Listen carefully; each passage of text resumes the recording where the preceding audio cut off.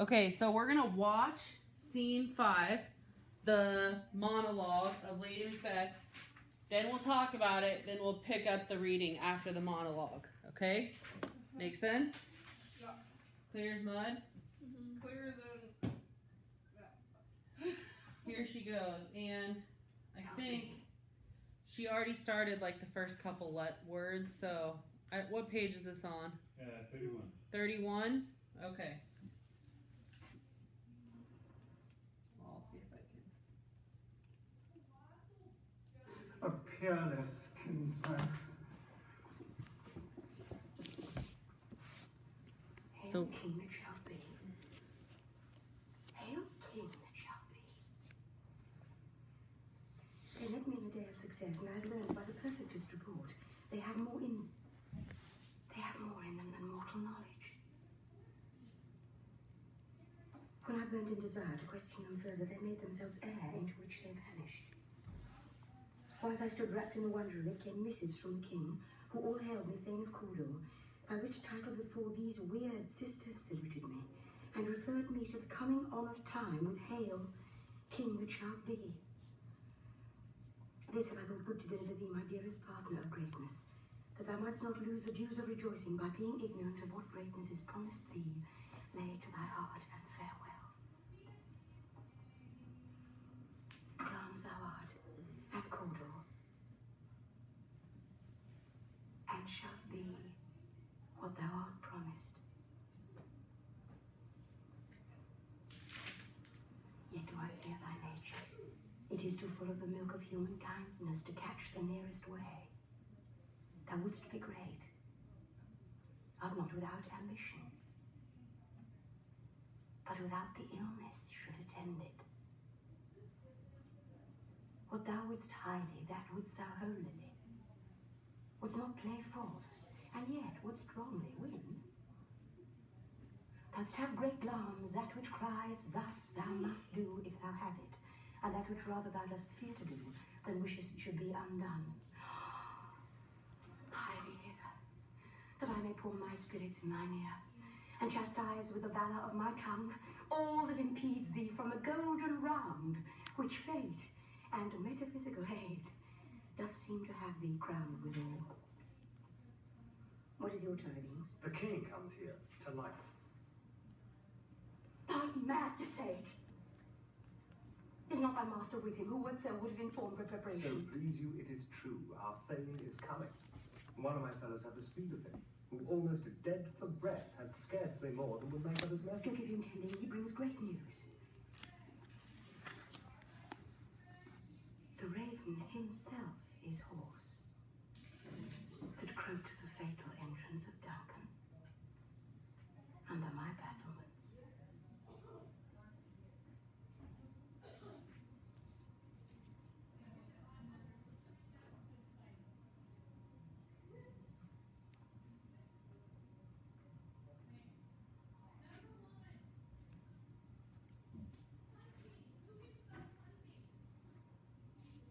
Come, you spirits, that tend on mortal thoughts. Unsex me here, and fill me from the crown to the toe, top full of direst cruelty.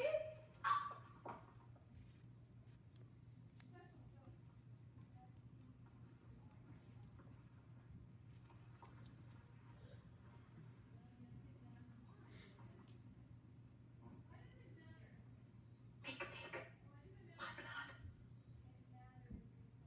Stop up the access and passage to remorse, that no compunctious visitings of nature shake my fell purpose, nor keep peace between the effect and it. Come to my woman's breasts, and take my milk for gall, you murdering ministers. Wherever in your sightless substances you wait on nature's mischief, come, thick night, and pour thee in the dun smoke of hell, that my keen knife see not the wound it makes, nor heaven peep through the blanket of the dark, to cry, hold, hold.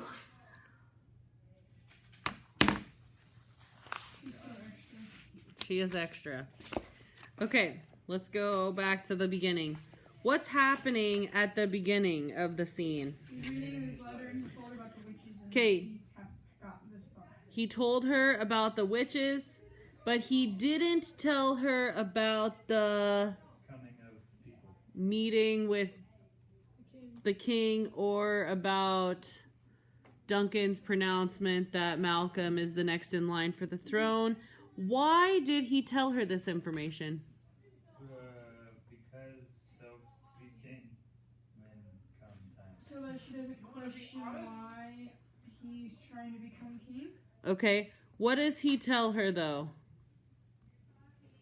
Hail king that shall be. No, that's what the witches said.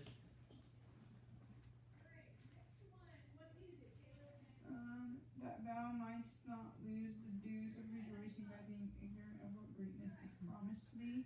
Okay, that's half of it. Lay it to thy heart and farewell. I stood racked with wonder if it came to the missives from the king who all hailed me. Blah, blah, blah, blah, blah, blah. The weird sister salute me and referred to me the coming on of time with hail king. Blah blah blah. That's what they said. I think it's line 25. Perfectness before it, they have more in them than mortal knowledge. I don't know. Okay, so lines 1 through 10 or 9 are explaining what happened. But then after he explains, he says, This I have thought good to deliver thee. This is dearest partner. yeah. So would it be common for a husband to regard his wife with such Pleasantries? No. and respect during this time period? No, he considers her his equal, his partner.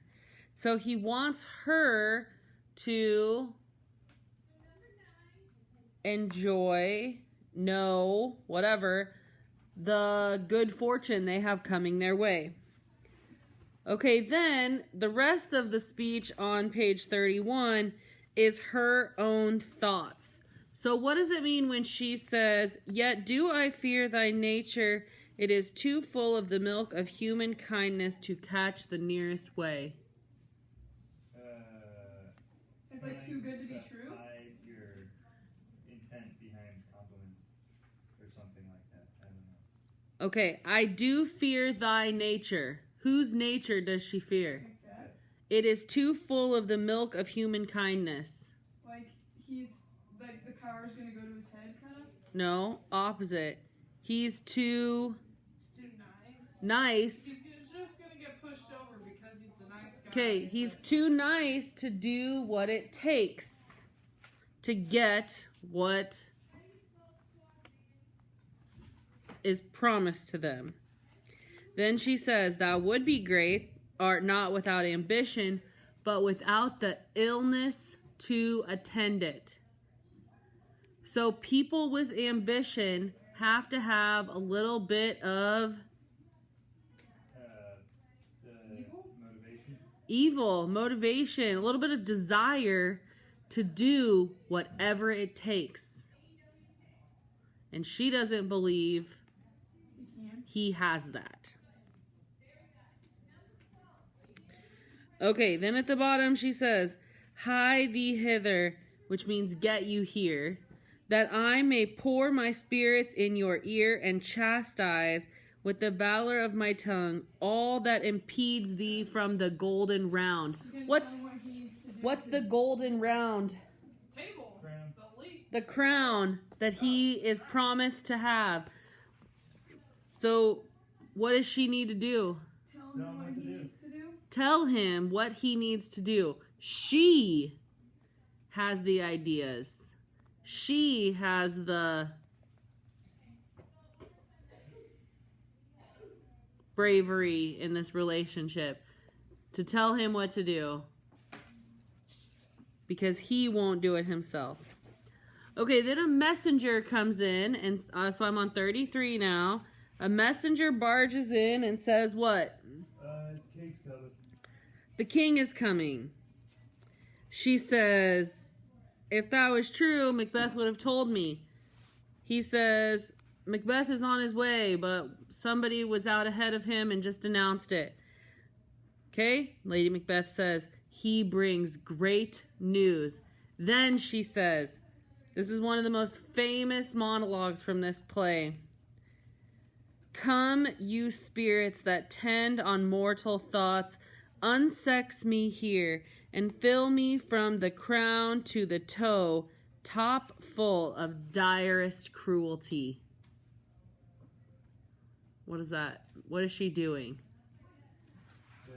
Witching. Witching a little bit. She's asking to be evil, to be filled with evil. And in order to be filled with evil, she needs to become more manly.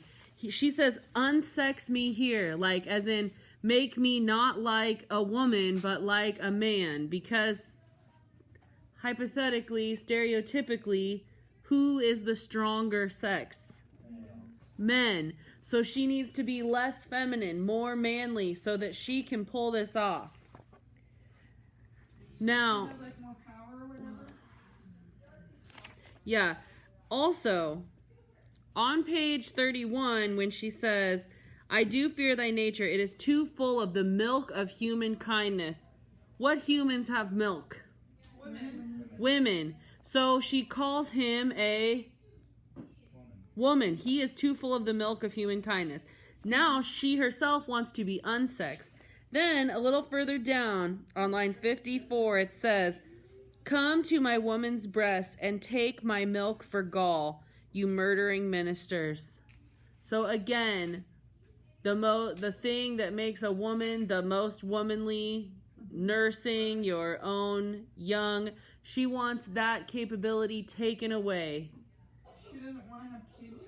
No. It's not about children. It's about She wants to have like dominance. losing the feminine things about her so that she can be stronger than her husband. And gall is like the digestive stuff, like in your gallbladder, Like all that acidy stuff. So she wants her milk replaced with that nasty stuff. She wants babies drinking that. Well, she doesn't, like I said, want no babies. it's not about the babies. And one of the movies we're going to watch has an interesting take on the femininity of Lady Macbeth. But in this case, she wants to be made less feminine so that she can carry out the evil. So it says that what does she plan to do? Does that mean like she plans on becoming less feminine, or she So- plans on telling Macbeth what he should do to be a good leader? Okay, well, listen to this part. She says, he brings great news. What's the great news? That he's king? No, the king is coming here. Then she says, the raven himself is hoarse that croaks the fatal entrance of Duncan. That she's gonna kill him. She's gonna kill the king. Tonight. Right here in her house. Columbus, but it's the Inverness, So the she's planning on castle. Killing the king. Yeah, that's what she plans to do. So, oh wow, that got deep. Are women? Oh, this is Why why that is question she was so on there. startled by the news? Okay, one of the... Because she wasn't expecting the king? Yes, she didn't know that he was going to be there tonight. That she was going to be able to pull off whatever she just devised in her head so quickly. Now, one of the questions on your quotes worksheet, one of the new themes that arises here is the issue of gender and masculinity. Femininity versus masculinity. Which is the more powerful gender? It depends. And in the time that Shakespeare was writing this, Male. most people would say male. But remember, of the Tudor monarchs, how many were female? 3, Yes. 2. 2, including the one of the greatest monarchs England has ever known, Elizabeth I. So women were finally kind of getting to a point where they could be respected as a leader.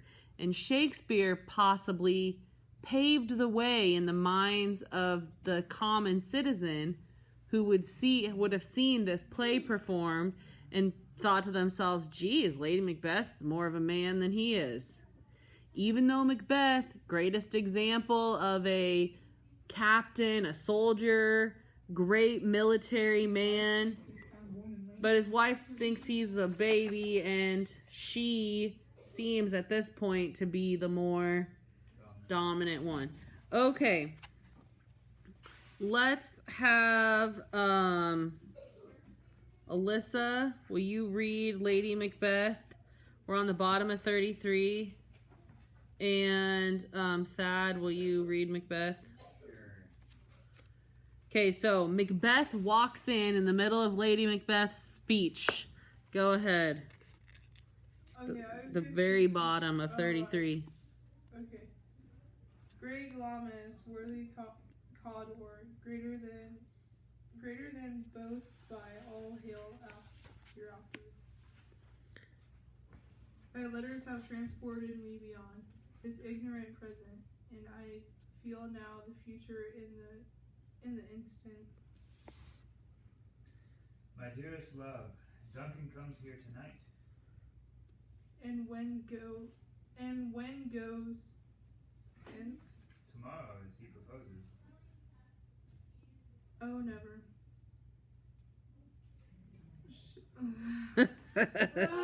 If there's no punctuation at the end of the line, just read on. Shall sun that morrow see your face, my fame, is as a book where men may read strange matters, to Beguile. the time, look like the time, bear welcome in your eye, your hand, your tongue, look like the innocent flower, but be the serpent under It. it. He that's coming must be provided for, and you shall put this night's great business into my dispatch, which shall to all our nights and days to come give solely sovereign sway, and Masterdom. masterdom. We will speak further. Oh, look up clear. To alter favor ever is to fear. Leave all the rest to me. Okay, so their first interaction here is not like romantic, like, oh, how I've missed you. I'm so happy you made it home safely from the bloody battle. She's like, No. the king's not going to see tomorrow.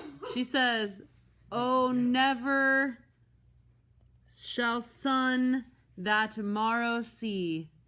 So Duncan will never wake up.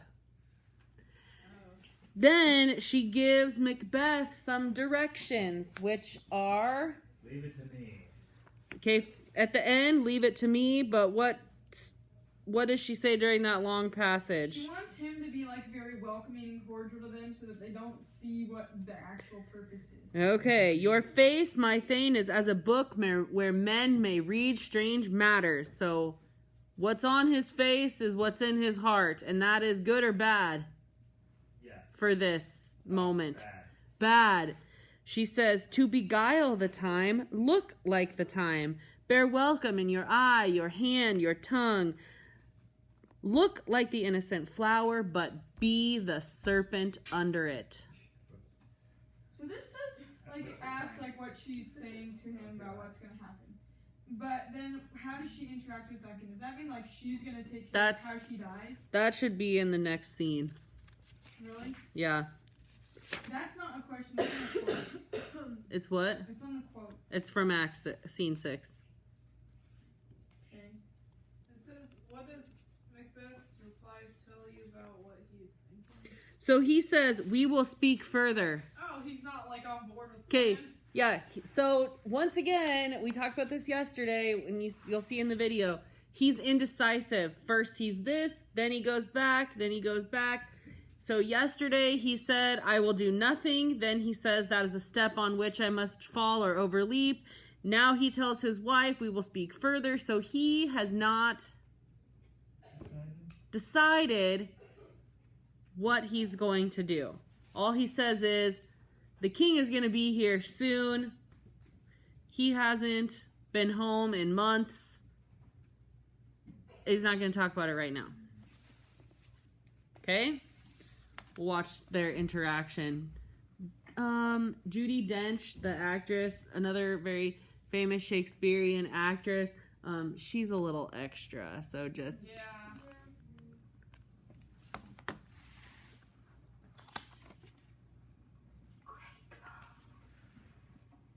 Worthy Cawdor, greater than both body, all hail hereafter. Gross. Thy letters have transported me beyond this ignorant present, and I feel now the future in the instant. My dearest love. Ew. Don't come Face. stressing And my when these That's hands not oh, never shall sun out my skin. No. This is not Bram Stoker. She looks way older than me. She probably is. Is as a book where men may read strange matters. She had bad breath and he was like right up. It was back then. They all had bad breath. Look like the There's time. no such thing as good breath. They're welcome your hand, your eye, your tongue. Look like the innocent flower, but be the serpent under it. He that's coming must be provided for. And you shall put this night's great business into my dispatch, which unto all our nights and days to come give solely sovereign sway and masterdom. We will speak further. Only look up clear. To alter favour ever is to fear.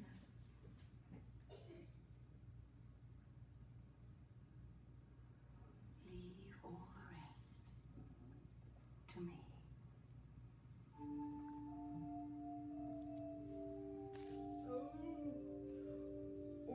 Yeah, it was king. Is that Ross and Angus? No. Or his sons. That's Banquo and his son Fleance. Good looking. Oh no. Wait, old Banquo? This is going into the next scene. We'll watch it first. To our gentle senses, this guest of summer, the temple-haunting martlet, doth approve by his loved machinery that the heavenly web smells wooingly here.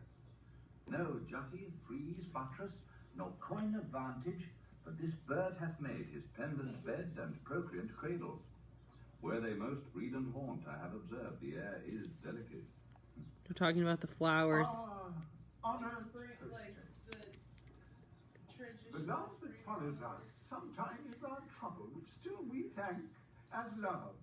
Herein I teach you how you shall bid God yield us for your pains, and thank us for your trouble. All our service in every point twice done, and then done double, were poor and single business. To contend against those honours deep and broad, where with your majesty loads are. Where's the Thane of Cawdor? We cost him at the heel, and had a purpose to be his purveyor. But he rides well, and his great love sharp as his spur hath opened to his home before us. Give me your hand. Conduct me to mine host. We love him highly, and shall continue our graces towards him by your leave. Host him. So how does she interact with him? Very kindly. Yes, she's super nice. She's so fake. Super nice. Every service done twice and then done double. So they did. Quadrupled it. So in the preparations, they have done everything Four 4 times to make sure it was great. Are there any other questions about that? What if she messes up? It's outside Macbeth's castle. That's where it takes place. So she like runs out of the castle when she sees them coming and greets just so she What can be the noise first are- one. is that, the birds? The birds. How does the setting contrast or complement the mood here? It's Beautifully. It's like Is that how they it's describe the like castle? all It's just those- very a beautiful. very Yep. intimidating castle, but a nice, pleasant exterior. Yes, it's so picturesque. The flowers, you can smell their beautiful fragrance. The birds are chirping in the trees. The king is celebrating his victory. Lady Macbeth is like, I'm so happy you're here. And yet underneath this beautiful facade What does the king ask her? So is... she's trying, her purpose is to make him feel welcome and stuff. So Yep. What does the king ask her to do? Take her to his room? Take me to The Thane of Cog. see Macbeth. Yep. None homework? Definitely. None homework. Not homework. In fact, we will not even read scene 6 because you got the gist of it there. It's the whole scene. That's it. They're reading every word. They're not really reading, I guess. They're So how do reciting every Banquo word. and the king